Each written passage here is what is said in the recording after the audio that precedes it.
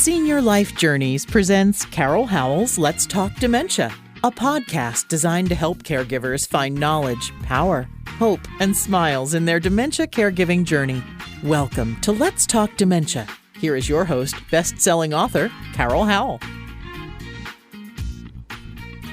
Hi everyone, I'm Carol Howell, and it's time for Let's Talk Dementia. But today, we're going to answer a question that I just received from one of my clients who is looking to move her dad to an assisted living. They're going to go tour a couple communities in another state, and she said, what questions do I ask? What do I need to look for? Well, see, there is an excellent question. So she started out with a good question. Now we've got to empower her with the correct questions to do a good tour. Now, if someone is touring in the area that I live, I tour with them, and I help them ask the right questions and look for the right things. But, well, she's a couple states away, so I can't do that. What do you look for when you're touring an assisted living or a memory care community when making the decision of which one to choose for your loved one? Well, first of all, you've called them in advance and you know their price range. There is no sense in touring a $6,000 a month community if your budget is $3,500. How are you going to pay for it? You need to know what your budget is. You need to look at what you can afford straight out of your income. If you have long-term care insurance, will it pay? How much will it pay? And for how long will it pay? Do you have veterans benefits that you can make a claim on? Did your loved one serve during a time of war, have an honorable discharge, and have a financial need for the care directly related to their person?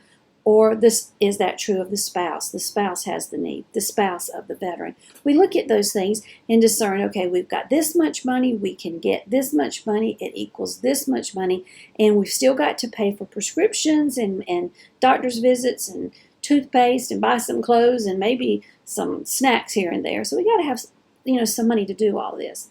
What is the budget? So you've called the communities. No, you call Carol. I'll help you find those communities, and we go tour only the communities that fit the budget. So now I've done that for her, and actually we've narrowed it down to two that have great pricing in the Georgia area, and pricing just still kind of blows my mind, and they're going to go check them out. So what we need to look at with each community is how they price. Now, the communities that she will be looking at are all-inclusive communities. That means that everything that her dad is going to need is included in that one price, except for those items that I previously mentioned, the co-pays, toothpaste and shampoo and new clothes and things like that. But all of his physical care is included in that one price. All communities do not price like that. Some of them price a la carte. I recently did a show about that. You can flip back and find the one called a la carte pricing. I think that may be what it's called. And that's where you pay to have somebody bathe you if you need it. Or maybe you need somebody to help dress you, and so you pay for that, but you don't pay for other things that you don't need. So you look at what the pricing structure is. So we've narrowed all that down for my friend, and her name is Sandra. Got it narrowed down for Sandra, and she's good to go on those things. Now she's ready to tour. What does she look for? Well, the first thing I would do is call and get that appointment to tour. You don't want to tour or show up for a tour without first getting an appointment. That's not fair. The employees are busy, and you've just showed up and you want to do a tour. They may be in the middle of a tour, or they may be out of the building. Just make an appointment and go for that appointment. When you get there, what does the building look like? What do you see when you first walk in the door? Is it clean? Do the residents look engaged? Do the residents appear to be well groomed? Is their hair in place? Is their clothes, or are their clothes dirty? Now, if it's right after lunch, we get crumbs everywhere. Don't worry about that. Things that we can sweep off, that's no big deal. But if you can tell they're wearing the same shirt they've probably worn for many days, and you see it on more than one person, that situation on more than one person, then you can think, they may not be changing their clothes as frequently as they should. Now, there will be somebody in a community who just refuses to put clean clothes on. And you can't force people to do things. So if you only see that on one person, don't get worked up. That may just be a quirk of that one person. But we're going to observe the physical being of that resident that is before us. What do we see in them? Do they look happy? When you arrive for that tour, they're probably going to sit down with you and find out about your loved one, ask you some questions, learn about the person to kind of discern from that little bit of information if they are a good candidate for the community. And after the whole process, if you decide to move forward, then they will most likely do an assessment, a one-on-one, laying eyes on that person to make sure everything you've told is true and that what you say about them is what they see. Or if it's long distance, then they'll have someone near you do that assessment for them. And then you're going to tour the community. So while you're walking down the hall with that employee, if they look at the residents and go, "Hi, cutie," "Hey, sweetheart," "Hey, handsome," that tells you they don't know those residents' names. That's not a good thing. Your loved ones are people with histories and stories to tell, and they have names.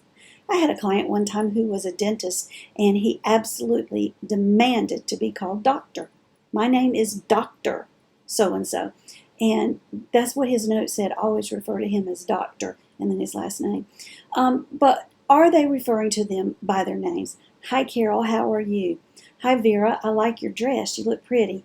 "Hi, John, how was lunch?" Those kinds of things. So that's the first thing you want to notice about staff. And then I said also, is the building clean? You want to look at things like around the doors. Now, this is a pet peeve of mine.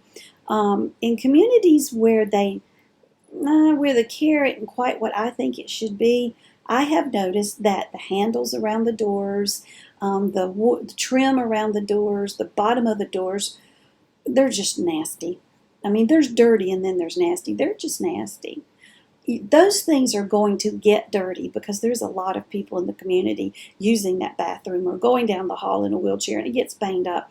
But if you notice this consistently, well, then they're only hitting the high spots cleaning. That's one of the things that I look for is how clean in detail are they doing the areas that are common areas that the average Joe who walks in will see. And if they're not caring enough to keep those areas clean, then we do wonder what's going on behind doors. So think about that. If you go during a mealtime, observe the food. Does it look appetizing to you? Do they invite you to come back and have a meal there? And if they don't, you should ask for that. "Hey, I'd like to come tomorrow. Maybe I'm going to bring Dad with me, or maybe I just want to come and have a meal. I want to see what your food tastes like." Because 3 meals a day, that's an important part of our world. And if for 3 meals a day you sit down and the food is yucky, well, you're not going to be happy, are you? And we want our loved ones happy. Ask them how they will handle the special needs of your loved one if they have any. Maybe your loved one is like my Uncle Ernie that we've been telling you about, my brother-in-law. Uncle Ernie needs his meat chopped. He doesn't need it pureed, just chopped. And please don't bring a hamburger on a bun, or barbecue on a bun. He doesn't want the bun. Just bring him what would be on the bun and leave off the bun. Are we making these accommodations? Will you make these accommodations? And so find out how they handle things like this if they're prepared to. I always recommend you look at the activities calendar. Now, most communities will post that activities calendar up on the wall, and you want to stop by and take a look.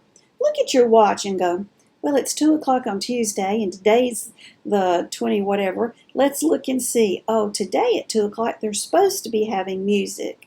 And if you don't see music, go, "It says that at 2 o'clock there's music. What happened?" I mean, things happen. Maybe the musician didn't show up. Who knows? But you need to find out, is this activity going on, or are we just publishing a calendar that looks like we're going to have activities? A good community will have several activities in the morning and in the afternoon, not so much in the evening because we do start to wind down and relax and get ready for sleep time.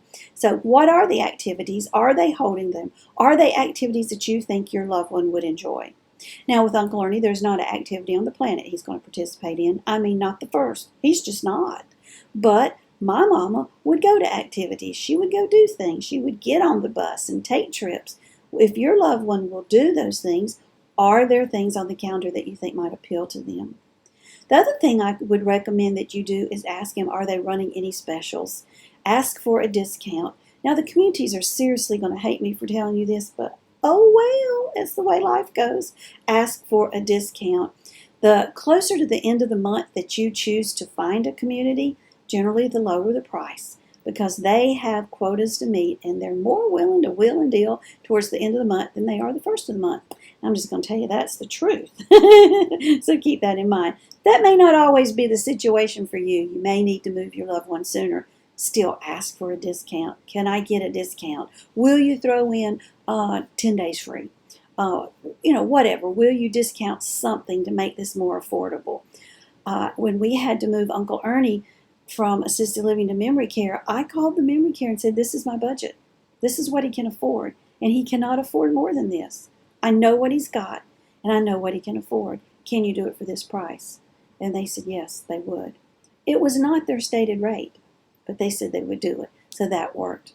May not always work, folks, but you've been told no before and you lived through it. So try that. Now let's see, what else do we want to look for? Well, let's go into the apartment of someone that's living there. Now, they're going to have to get permission to enter John's apartment. They'll knock on the door and go, hi, John, somebody's here that would like to see your apartment. Is it okay if we bring them in and see how that apartment looks? Take a look in the bathroom. Is the bathroom clean? Do we see supplies laying around that should be in the trash can, Is the area clean? Look in the shower. Is the shower clean? Is it a kind of shower where we can roll in a wheelchair or roll out? Or do we have to step over the edge of a bathtub to get into the shower? Because that's a hazard there. It's a fall hazard. So look and see how that apartment's being maintained and if it meets the standards you're looking for. Is it the size you're looking for? And I'm going to tell you, we get hung up on size. Oh, Mom needs a 2-bedroom apartment assisted living. She probably doesn't, especially if Mom has dementia. Going into a large area is just that much more space to get confused and disoriented in. Going into a 1-bedroom or a studio is more comforting. You can look around, and everywhere you look, you know what you're seeing, and you're seeing your stuff. And that's another last important point. Bring as much of their own goodies to that apartment as you possibly can. Their favorite chair and pictures on the wall and blankets, pillows, their sofa if it'll fit. Whatever will fit in there. Make it things they're familiar with. That's important. Well, this was recorded mainly because my friend Sandra, my client, just wrote me and asked me this question. So, Sandra, I hope that helps you when you go tour or you have your family go tour for your daddy. And, folks, I am here for you just like I am for Sandra. And you can email me, carol@letstalkdementia.org, and we'll move forward on trying to find a really good place for your folks. Blessings and smiles. Let's Talk Dementia would like to thank our sponsors, National Association of Veterans and Families. You can reach them at 800-352-2919, on the internet at www.navf.org. They speak veterans so you don't have to, and you tell them Carol sent you when you call to inquire about benefits for the veteran, the spouse of the veteran, or both. Editor Beth. You can find Ms. Beth Crosby at editorbeth.com. She is amazing at looking at what you've written and making sure it represents you well. Find her at www.editorbeth.com. And HD Imports, located on Flint Street Extension in Rock Hill, South Carolina. That's York County. 803-985-0985. They are there for the repair and maintenance of your Honda, Hyundai, Toyota, Kia. Tell them Carol sent you. Thanks for joining us today for Carol Howell's Let's Talk Dementia. To learn more about dementia, we recommend Carol's best-selling book, also titled Let's Talk Dementia. It's available on Amazon in paperback and Kindle versions. Be sure to like Let's Talk Dementia on Facebook and leave us a kind word of review on iTunes. Remember, knowledge brings power. Power brings hope. Hope brings smiles. And we all need more smiles. Thanks for joining us today, and we'll be right here when you come back to Let's Talk Dementia.